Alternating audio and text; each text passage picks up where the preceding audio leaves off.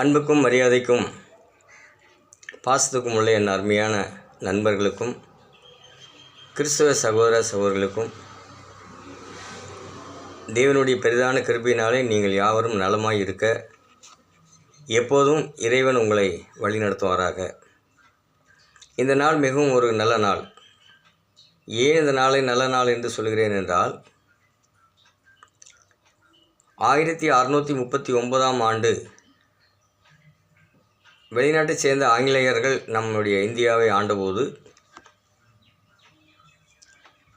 சென்னை நகரமானது ஒரு சென்னப்ப ரெட்டி என்ற நபருடைய கிராமமாய் இருந்தது.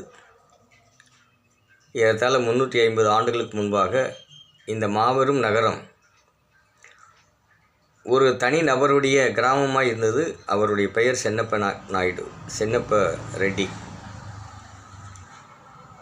இந்த சென்னப்ப ரெட்டியினுடைய ஞாபகார்த்தமாக இந்த நாளிலே ஆகஸ்ட் 22ஆம் தேதி இந்த நகருக்கு சென்னை நகர் என்ற பெயர் வந்தது. ஆகினாலே இந்த நாள் மிகவும் நல்ல நாள்.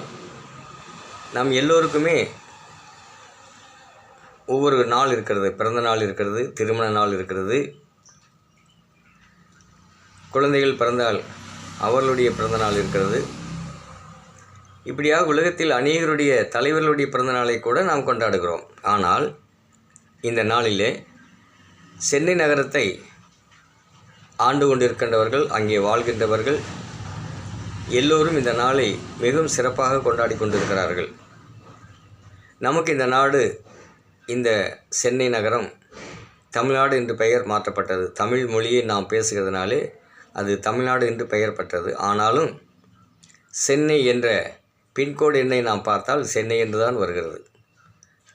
1, 2, 60, 65, 67 என்று எண்களை எட்டாலும் கூட அவர்கள் சென்னை 65, சென்னை 3, சென்னை என்று தான் சொல்கின்றார்கள். ஏனென்றால் இந்த நகரம் சென்னப்ப ரெட்டியுடைய சொந்த ஊர். அப்படி என்றால் அவர் இந்த ஊரை வெளிநாட்டவர் வந்தபோது அவர்கள் தங்குவதற்கு இடம் கொடுத்திருக்கிறார், வியாபாரம் செய்வதற்கு இடம் கொடுத்திருக்கிறார். அவருடைய ஞாபகார்த்தமாகவே இந்த நகரை அவர்கள் சென்னை நகரம் என்று பெயரிட்டார்கள். இன்று வரை அல்ல, இனி வருகின்ற தலைமுறைகளும் கூட அது சென்னை நகரமாகத்தான் இருக்கும்.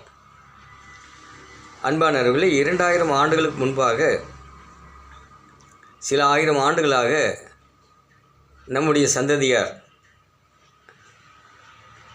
இந்த உலகத்திலே ஆதாம் முதல் இயேசு கிறிஸ்து பிறக்கிற வரை வாழ்ந்த மக்கள் அடிமைத்தனத்தில் இருந்தார்கள். அடிமைத்தனம் என்றால் நற்காரியங்களை விட்டு துர்க்காரியங்களுக்கு அடிமைகளாக இருந்தார்கள். அதை அவர்கள் சொந்தமாக கொண்டிருந்தார்கள். கொலை செய்வது தவறு என்பது கூட அவர்களுக்கு தெரியாது. திருடுவது பாவம் என்று அவர்களுக்கு தெரியாது. இப்படி துர்க்கிரிகள் எல்லாமே செயல்பாட்டில் இருந்து கொண்டிருந்தது. ஒன்றான மெய் தேவன், இந்த உலகத்தை உண்டாக்கின பரம்பொருள் பல முறை முயற்சி செய்தார்.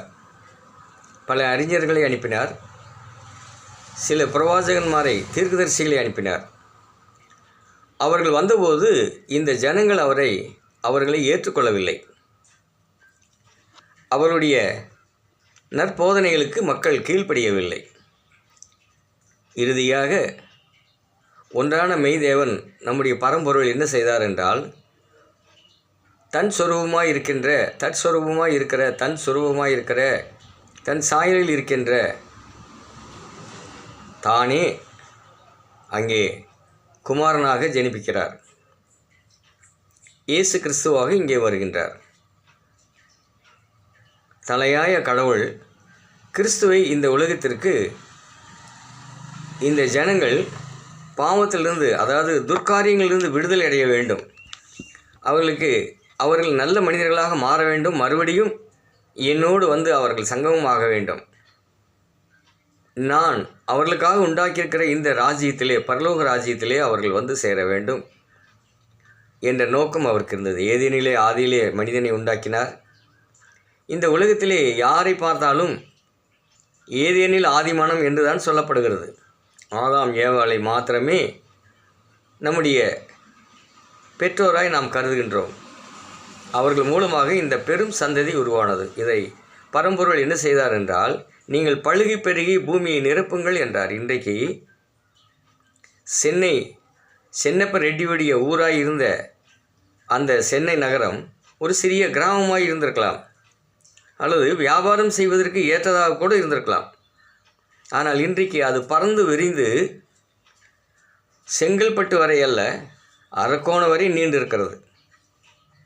4 திசையில் பரவி கிடக்கிறது. ஆனால் ஆங்கிலேயர்கள் அதற்கு மதராஸ் என்று பெயரிட்டார்கள். அதுதான் மெட்ராஸ். மதராஸ் என்று ஏனென்று பெயரிட்டார் என்றால், இந்த சவுத் இந்தியா முழுவதுக்கும் தலைமையிடமாய் இருந்தது சென்னை நகரம். கர்நாடகா, ஆந்திரா, தெலுங்கானா, கேரளா, தமிழ்நாடு ஆகிய 5 மாநிலங்களுக்கு மதராஸ் தலைமையிடமாய் கொண்டிருந்தது. இங்கே இருந்து சட்டங்கள் புறப்பட்டது. மற்ற மாநிலங்களை இதனுடன் உட்படுத்தி ஆண்டு கொண்டிருந்தார்கள். ஒரு காலகட்டத்தில் மொழி அடிப்படையிலே மாநிலங்கள் பிரிக்கப்பட்டது. தெலுங்கு பேசுகின்றவர்கள் ஆந்திரா என்று பிரிக்கப்பட்டது. ஆதி ஆந்திரா என்று சொல்கின்ற மக்கள் இன்றைக்கும் தெலுங்கு மொழியைத்தான் தாய்மொழியாக கொண்டிருக்கிறார்கள். அந்த தெலுங்கிலே என்ன செய்தார்கள் என்றால், தெலுங்கானா என்ற பெயர் வேண்டும் என்பதற்காக போராடி பலர் மரித்து போராட்டம் செய்து ஆந்திராவை 2ஆக பிரித்து தெலுங்கானா என்ற ஒரு மாநிலத்தை உருவாக்கினார்கள். அங்கே 2 ஆகிவிட்டது. அடுத்தது கர்நாடகா. கன்னடம் பேசுகின்றவர்களுக்காக பிரிக்கப்பட்ட மாநிலம் கர்நாடகா. மலையாளம் பேசுகின்ற ஜனங்களுக்காக பிரிக்கப்பட்ட மாநிலம் கேரளா. தமிழ் பேசுகின்றவர்கள் தமிழ்நாடு. இப்படியாக இந்த மாநிலங்களை 5 மாநிலங்களாக கொண்டது தான் சென்னை மாநகரம். ஆளுகை இங்கிருந்து தான் சென்று கொண்டிருந்தது. இந்தியாவை மாபெரும் சக்தியாக ஆண்டு கொண்டிருந்தார்கள் பிரிட்டிஷ்காரர்கள். ஆகினாலே அவர்கள் உலகம் முழுவதையும் தன் கொடையின் கீழாக கொண்டு வர வேண்டும் என்ற அந்த நோக்கத்திலே செயல்பட்டதினாலே அவை இன்றைக்கும் யுனைடெட் கிங்டம் என்று சொல்லப்படுகிறது. ஒருங்கிணைக்கப்பட்ட ஒரு ராஜ்யம். உலகங்களுக்கெல்லாம் அதுதான் தலைமையிடம். காரணத்தை நாம் உற்று நோக்கும்போது, கிறிஸ்து வந்த பிறகு ஜெர்மனி, இங்கிலாந்தில் உள்ளவர்கள் கிறிஸ்துவை தங்கள் சொந்த தெய்வமாக கொண்டிருந்தார்கள். அந்த 2 நாடுகளிலிருந்து அநேக மிஷனரிகள் ஊழியத்துக்காக புறப்பட்டு சென்றார்கள். பிரிட்டிஷ் ஆளுகை இருந்ததினாலே இங்கிலாந்திலிருந்து அநேக மிஷனரிமார்கள் இந்தியாவின் பல மாநிலங்களிலே வந்து குடியேறி அங்கு ஜனங்களுக்கு நல்ல காரியங்களை செய்து கொண்டிருந்தார்கள். கல்வி, மருத்துவம், இல்லாமையில் உள்ளவர்களுக்கு தேவைகள், வீடு போன்ற அநேக காரியங்களை அவர்கள் செய்து கொண்டிருந்தார்கள். அப்போதெல்லாம் கிறிஸ்தவத்திற்கு எந்த ப்ராப்ளமும் வரல. ஏனென்றால் அவர்கள் வியாபாரிகளாய் வந்தார்கள். ஆனால் அவர்கள் கிறிஸ்தவர்களாகவே காணப்பட்டார்கள். ஆனால் அப்போது இந்தியாவிலே எந்த பிரச்சனையும் இல்லை. ஏறத்தாழ ஒரு 100-150 ஆண்டுகளுக்கு மேலாக அதிலிருந்து நாம் பார்ப்போம் என்றால், அநேக ஜனங்கள் இன்னும் கிறிஸ்துவை புரிந்து கொள்ளவில்லை. புரிந்து கொள்கின்ற ரீதியிலே போதிக்கின்றவர்களும் இல்லை. இன்றைக்கு பவுலப்போஸ்தலன் 60 நாடுகளுக்கு சென்றிருக்கிறார். ஏனைய மொழிகளை பேசியிருக்கிறார். இந்த வசனம் பூச்சக்கரத்து கடைசி வரை செல்கிறது என்று சொல்கிறார். அப்படி என்றால் பூமியின் கடைசி வரை இந்த வசனம் செல்கிறது என்று சொல்கிறார் என்றால் என்ன அர்த்தம்? செல்லவில்லையா? இன்றைக்கு அநேகர் சொல்கிறார்கள், நாங்கள் பூமியின் கடைசி உலகம் பூரா நாங்கள் செய்து சொல்கிறோம் என்கிறார்கள். ஆனால் பவுல் அப்போஸ்தலன் சொன்ன வார்த்தை அங்கே பொய்யாய் போய்விடுமா? ஒரு விஷயத்தை நாம் சிரமேற்கொள்ள வேண்டும். அன்பான சகோதரர் பவுல் என்ன செய்தார்? தன் கைகளினாலே வேலை செய்தார். கூடார வேலை. என்றால் இன்றைக்கு கட்டட வேலை. கட்டட வேலை என்றால் இன்றைக்கு தமிழ் மொழியிலே நாம் பார்ப்போம் என்றால் கொத்தனார் வேலை. அன்றைக்கு பின்னல் மாதிரி துணிகளை சரி செய்து கூடாரங்களை அமைத்து கொண்டிருந்தார்கள். அது கூடார பணி. தானும் கூடார வேலை அறிந்தவனாய் இருந்ததினாலே குறுந்தொழிலே ஆக்கில்லா பிரிஸ்கில்லா என்பவருடைய வீட்டிலே தங்கியிருந்து அவர்களோடு வேலை செய்தார். அவர் சொல்லும்போது தனக்கு உண்டான ஆகாரத்தை நான் வேலை செய்து அதிலிருந்து பெற்றுக்கொள்கிறேன், என்னோடு உள்ளவர்களுக்கும் நான் ஆகாரம் கொடுக்கிறேன் என்கிறார். இன்றைய மாடர்ன் வேர்ல்டில் ஏறத்தாழ 100 ஆண்டுகளாக என்ன நடக்கிறது என்று நாம் உற்று நோக்கி பார்த்தால் உங்களுடைய மொழியிலே சொல்ல விரும்புகிறேன். ஊழியர் என்று சொன்னால் அது அநேகருக்கு திகட்டுகிறது, பிடிப்பதில்லை. பாஸ்டர் என்று சொல்ல வேண்டும், போதகர் என்று சொல்ல வேண்டும். இப்படிப்பட்ட வார்த்தைகள் இன்றைக்கு மக்களுக்கு மிகவும் பிரியமாக இருக்கிறது. நான் ஆகினாலே உங்கள் வார்த்தையின் பிரகாரமாகவே பேச ஆசைப்படுகிறேன். பாஸ்டர் அவர் வீட்டில் படுத்து தூங்கிட்டு இருக்கணும், 10 மணிக்கு மேலே பைபிள் எடுத்துகிட்டு 11 மணிக்கு வீடு சந்திக்க போகணும். அப்புறம் வந்து தூங்கிட்டு 3 மணிக்கு மேலே 5 மணிக்கு சந்திக்க போகணும். இதுதான் பாஸ்டர் வேலை. பாஸ்டர் வந்து சாதாரண வேலையெல்லாம் செய்யக்கூடாது. செஞ்சால் இன்றைய நூற்றாண்டிலே 21ஆம் நூற்றாண்டிலே, இது 19ஆம் நூற்றாண்டிலே தொடங்கிவிட்டது. இந்த 3 நூற்றாண்டுகளை பார்த்தால் மக்கள் அவரெல்லாம் பாஸ்டர் இல்லப்பா, அவர் வேலை செய்கிறாரு. ஆனால் பவுல் அப்போஸ்தலன் சொன்ன வசனங்களை நாம் ஏற்றுக்கொள்கிறோம். 14 புஸ்தகங்களை படிக்கின்றோம். 14 புஸ்தகங்களே நமக்கு தேவையான நற்காரியங்களை பவுல் எழுதியிருக்கிறார். அப்போது அவர் சொல்லும்போது ஒரு வார்த்தையை சொல்கிறார், என்னுடைய மாதிரியை பின்பற்றுங்கள். அப்படின்னா என்ன அர்த்தம்? மாதிரினா கல்யாணம் பண்ணாமல் தெரிகிறதா? அப்படி அவர் சொல்லலை. இப்போது இருக்கிற நெருக்கடியில் நான் வந்து சம்சாரத்தை கூட்டிகிட்டு அலைய முடியாதுங்கிறாரு. ஏனென்றால் கிறிஸ்துவை அறிவிக்கின்ற இது பிகினிங் பீரியட், முதல் நூற்றாண்டிலே இருந்த ரோமர்கள், ஏனைய நாடுகளில் வாழ்ந்தவர்கள் கிறிஸ்துவை தெய்வமாக ஏற்றுக்கொள்வதிலே மிகவும் சங்கோச்சப்பட்டார்கள். அவர்களால் முடியவில்லை அது. ஆகினாலே கிறிஸ்துவை பற்றி பேசுகின்ற அப்போஸ்தலர்களை அவர்கள் என்ன செய்தார்கள்? துன்புறுத்தினார்கள், சிலுவையில் அறைந்தார்கள், கொன்று போட்டார்கள். அவங்க தான் சாட்சிகள். இன்றைக்கி என்ன சாட்சி சொல்கிறோம்? காய்ச்சல் நல்லாயிடுச்சுங்க, அதுதான் சாட்சி. வயிற்று வலியாக இருந்ததுங்க, அது நல்லாயிடுச்சுங்க, அதுதான் சாட்சி. இதான் சாட்சி. அற்புதம்னு என்ன? நிறைய நேரங்களில் அற்புதம்னா என்னன்னு தெரியாமே நாம் தெரிகிறோம். What is the miracle? அங்கே ஒரு சூமின கையுடையவனை பார்க்கிறார். உடனே இங்கே சொன்ன உடனே கை மறுகை போல மாறுகிறது. ஒரு சிறு பெண், 12 வயது நிரம்பிய ஒரு பெண் மரித்து கிடக்கிறாள். சிறு பெண்ணே எழுந்திரி என்கிறார். பெண் எழுந்து நிற்கிறாள். நம்முடைய மிகவும் பிரியமான சகோதரன், தலைமை பிரசங்கத்தை செய்தவர் பேதுரு, திருமணமானவர், அவருடைய மாமி வீட்டுக்கு செல்கிறார். அதுதான் பவுலே சொல்கிறாரு, மற்ற சகோதரர்களைப் போல மனைவியாகிய சகோதரி கூட்டிக் கொண்டு திரிய என்னால் முடியாது, இப்போ நிர்பந்தமாக இருக்கேன். ஏன்னா வேதத்தில் 14 புஸ்தகங்கள் எழுதியிருக்காரு. அப்படின்னா அப்போ எவ்வளோ இடங்களுக்கு அவர் போயிருக்காரு. நீங்கள் அப்போஸ்தலர் நடவடிக்கைகள் எடுத்து படிங்க தயவுசெய்து ப்ளீஸ்.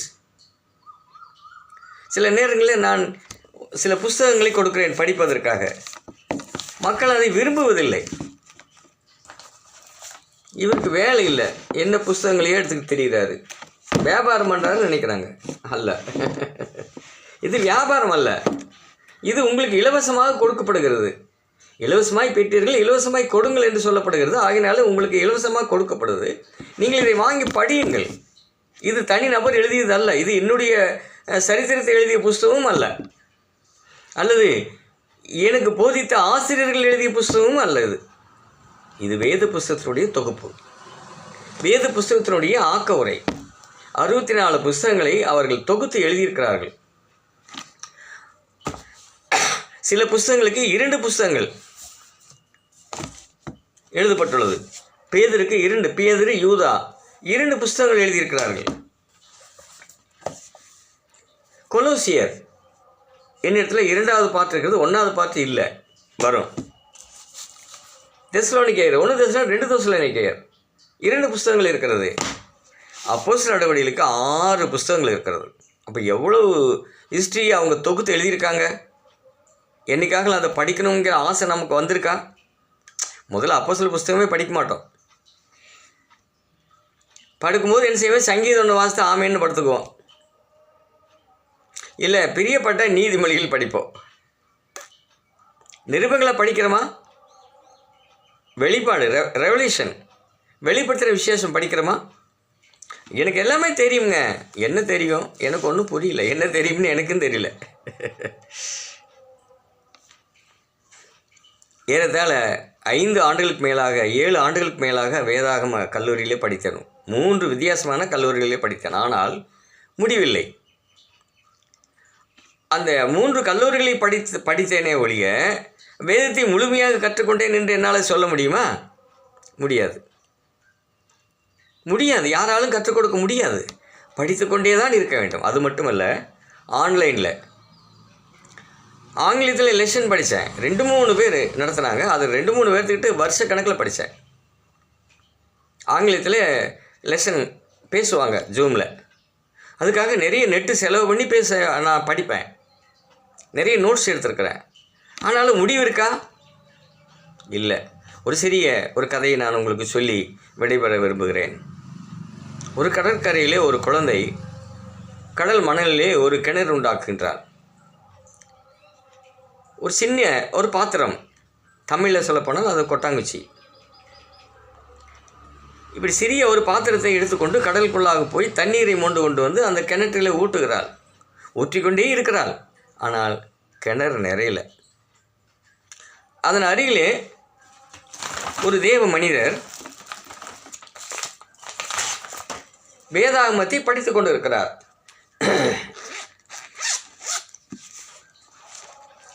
அவர் வேதத்தை காலையிலிருந்து படிக்கிறாரு. நடந்துக்கிட்டே படிச்சுட்டு இருக்காரு. இந்த பொண்ணு செய்கிற வேலையும் கவனிக்கிறாரு. படிக்கிறாரு முடியல. அவர் வெறும் பைபிளை படிக்கல. அவர் ஒவ்வொரு வசனத்தையும் படித்து அதனுடைய ஆக்கவுரை என்னவா இருக்கும் என்று ஆலோசனை செய்து கொண்டே படித்து கொண்டிருக்கார். அப்போ நிறுத்திட்டார். ஏன்? அந்த பொண்ணு தண்ணீர் ஊற்றி கொண்டே இருக்கிறாள், கிணறு நிறையல. ஏன் இந்த குழந்தை வீண் வேலை செய்கிறாளே, அவளுக்கு ஆலோசனை சொல்லலாம் அப்படின்ட்டு இவர் கிடைக்க வேண்டிய ஆலோசனை விட்டுட்டு அங்கே ஆலோசனை சொல்ல போனார். பாருங்கள், நல்ல ஒரு ஸ்டோரி. இது சிறிய ஸ்டோரி தான். என்னுடைய ஆசான்களை எனக்கு போதித்தது. இது 50 ஆண்டுகளுக்கு முன்பாக நான் கற்றுக்கொண்டது. பாப்பா நிறுத்து. பாப்பா நின்றுட்டா. அப்படி நீ என்ன பண்ணிகிட்ருக்கிற? கிணறு நிறையணுங்க அங்கிள், நான் தண்ணி எடுத்து ஊற்றிட்டுருக்கிறேன். அப்படியா? நிறையல? அதான் நிறையல, நான் தான் ஊற்றிக்கிட்டே இருக்கிறேனே. இந்த கிணறு நிறைய மாட்டேங்குதே. ஏமா, கடல் தண்ணி, கடல் அருகில் நீ கிணறு வெட்டியிருக்க, நீ அந்த கிணறை நிரப்பவே முடியாதே. ஆனால் உன்னுடைய ஆசை என்ன? இதை நிரப்ப வேண்டும் என்று செய்கிறாய். அது சாத்தியப்படாது என்கிறார். அப்போது அந்த குழந்தை அவருக்கு ஒரு ஆலோசனை கொடுக்கிறது. அங்கிள், நீங்கள் வேத புஸ்தகத்தை காலையிலேருந்து படிச்சுட்டு இருக்கிறீங்க. இதை முழுசாக படிக்க முடியுமா? உங்களால் படித்து ஆராய்ச்சி பண்ண முடியுமா? முடியாதுமா. அந்த மாதிரி தாங்க இந்த கிணறு நிறையாது. நீங்கள் வேதத்தை படித்து பூர்த்தியாக முடியாது. விடைபெற்று கொண்டார்கள். அவருக்கு நல்ல ஒரு போதனை கிடைச்சது. ஆம், நான் கற்றுக்கொள்ள வேண்டும். ஆம், பிரியமானவர்களே, அன்பானவர்களே, எனக்கு மிகவும் நேசமானவர்களே, நான் எப்போதும் உங்களை நேசிக்கிறேன். பணம் அல்ல. பணம் இன்று இருக்கும், நாளை போகும், மற்ற நாள் வரும். லட்சக்கணக்கான ரூபாயை நான் பார்த்துருக்கிறேன் 2010க்கு முன்னாடி. அது எதுவுமே இப்போ இல்லை. அதனால் அதை பற்றி கவலைப்படுறதே கிடையாது. என்னால் முடிந்தால் எனக்கு ஒரு சிறிய வேலை செய்து கொண்டு கர்த்தருடைய வேலை செய்ய வேண்டும் என்று நான் ஆசைப்படுவேன். அதை அநேக அருமையான எனக்கு பிரியமானவர்கள் அதை அங்கீகரிப்பதில்லை. ஏனென்றால் இவர் என்ன பாஸ்டர் ஊழியம் செய்து கொண்டு போட்டு வேலை செய்கிறார். ஆனால் ஊழியத்தையும் செய்வேன். என்ன வேலை செஞ்சாலும் ஞாயிற்றுக்கிழமை சர்ச்சுக்கு போவேன். ஒரு விசுவாசி கண்டா போய் ஜெபம் பண்ணுவேன். அவங்களுக்கு ஆறுதல் சொல்லுவேன். அவங்களுக்கு வேறு எங்கேயாவது இருந்து ரெமெடி கிடைக்குதா, வியாதியில் இருக்கும்போது அவங்களுக்கு ஒரு ரெமெடி எங்கேயாவது மருத்துவ ரீதியாக எங்கேயாவது ஆலோசனை கிடைக்குதா, அதையும் சொல்லித் தருவேன். அந்த நாட்களில் முதல் நூற்றாண்டிலே சம்பவங்கள் நிறைய நடந்தது. ஆனால் பவுல் சொல்கிறார், அவர் குறைவுள்ள மனிதனாகவே காணப்பட்டார். அவரிடத்தில் ஒரு குறை இருந்தது. அப்போ அவர் கேட்குறார் ஆண்டவரே இந்த குறை நீங்க கூடுமானால் நீக்குமேன்னு சொல்கிறாரு. உன் குறைவில் என்னுடைய மகிமை பூரணமாக விளங்கும் கிருபை என்று சொல்லி முடிச்சிட்டார். மிலோத்து தீவிலே துரோபீமு என்பவனை வியாதி உள்ளவனாக விட்டு வந்தேன் என்கிறார். ஏங்க செய்யல? இவர் பார்த்துட்டு தான் வந்தார். பவுலுடைய கையில் அற்புதங்கள் நடக்குமல்லவா? ஆனால் ஏன் விட்டுட்டு வந்தார்? What is the reason? அதை ஏன் நாம் புரிஞ்சுக்கொள்றதில்லை இன்றைக்கி வரைக்கும்? வயிற்று வலி சுகமானா ஏசாமி சுகமாகிற சாட்சி சொல்கிறேன். உனக்கு நல்ல ஆரோக்கியம் கொடுத்துருக்காரு, அதுக்காக நீ கர்த்தருக்கு நன்றி சொல்லு. அதை போய் மைக்கிலையெல்லாம் சொல்லிட்டு தெரியாத, பிரபகண்டா படுத்தாத. ஏசாமி சொல்கிறாரு, ஒரு அற்புதம் செஞ்சுட்டு இதை போய் யார்கிட்ட சொல்லாதப்பாங்கிறாரு. இன்னொருத்தர் இதை கொண்டு போய் நீ என்ன செய்ய ஆசாரியனுக்கு சொல்லுங்கிறார். ஏன்னா அங்கே செலுத்த வேண்டிய காணிக்கை இருக்குது, அதை செய்யுங்கிறார். இவ்வளவு காரியங்கள் வேதத்தில் இருக்குது. நான் படிக்கிறோமா? நிறைய விஷயங்களை நாம் படிக்க வேண்டும். தயவுசெய்து இது யாருடைய மனதை புண்படுத்துவதல்ல, நாம் மறுபடியும் வேதத்துக்கு திரும்ப வேண்டும். ஆகினாலே இன்றைக்கான சத்தியம் என்ற ஒரு அழகான புஸ்தகம் இருக்கிறது. தயவுசெய்து நீங்கள் கேளுங்கள், கொடுக்கப்படும். படியுங்கள், வேத அறிவு உங்களுக்கு கிடைக்கும். தேவன் உங்களை அதிகமாய் ஆசீர்வதிப்பாராக. நன்றி.